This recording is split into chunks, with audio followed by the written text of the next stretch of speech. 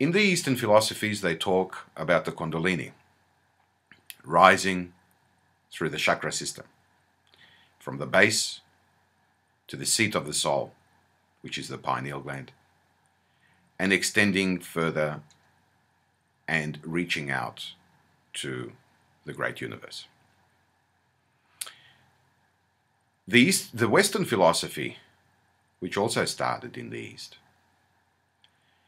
talks about the spirit. The spirit itself, like the Kundalini rising, has to rise and nourish our various senses. Those senses are explained in the chakra system, or the 7 churches, as described in Revelations. There is one difference in Eastern philosophy and what some others may believe, going and predating a lot of today's, perhaps, philosophies that may be out there, is that the third eye is not the seat of the soul, the pineal gland. That the third eye is actually the pituitary gland. The reason why the chakra system explains all the different parts in our body, it explains the chemical makeup that leads us to enlightenment. What is important to know is that the third eye is actually the combination of the pituitary gland and the pineal gland, the seat of the soul, and also the pituitary gland, the 2 glands.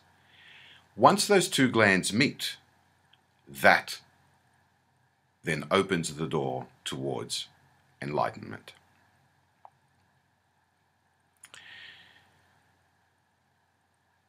There is a belief that holds true that once you are spiritually complete, and also, if you like, physically complete, that is the combination and the opening of the third eye, or rather, the creation of the third eye.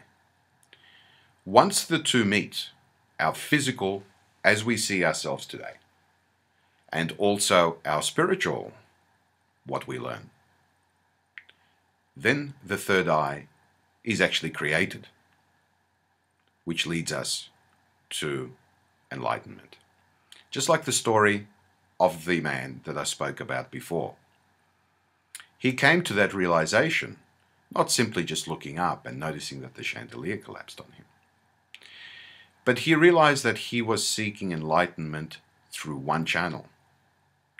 He thought, and was perhaps even told along the way, that the only way towards enlightenment is through the spiritual realm. As celestial bodies and as physical bodies, our portal, if you like, towards enlightenment has to combine the 2. You cannot be spiritually enlightened and not physically enlightened. You will not be complete. We are physical bodies and spiritual in our souls. The 2 must combine together. So what are we talking about? We've spoken in great extent about the different chemicals, hormones, and so on that affect our bodies. We went in detail through our previous presentations on the effects of those chemicals. We also spoke about the way that we may perceive certain things. We spoke about soulmates. We talked about twin flames. The story is actually the same. All those things must be known. We must start with our physical in order to be able to get to our spiritual. That is the message of today. You cannot be spiritual without intertwining the physical. You cannot meditate and then all of a sudden something will occur and you will reach some enlightenment. On our physical realm, we must live our lives. We must look at ourselves. We must patch the holes. We must confront ourselves. That is the hardest thing to do. We must not attack ourselves. We must perhaps attack and defeat the things that we may be doing, but not ourselves. We must live a life that is a righteous life. Do unto others as you would have them do unto you. And there are 1,000 different parables out there and different little phrases and so on. And everyone says, yes, that's right. Yeah, oh, wow, I've read all of that. That is fantastic. Yes, I do believe in that, but they do not live that way.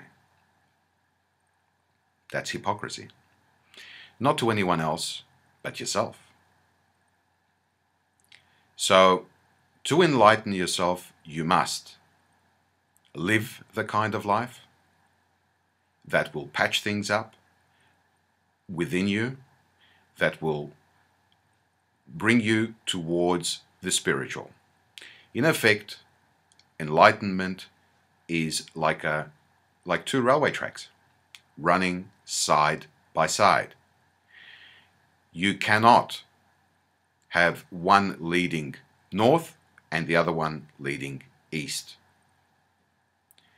The two tracks must run side by side in order for your train, for your kundalini to rise through the various seven chakras and the three body systems as some of them refer to in Taoism. It's only then that you will reach enlightenment, but remember, the enlightenment that you will reach is the enlightenment that you require now. It is a stepping stone. That's all it is. It is not a situation that all of a sudden you will have the whole wisdom of the world. It doesn't work like that.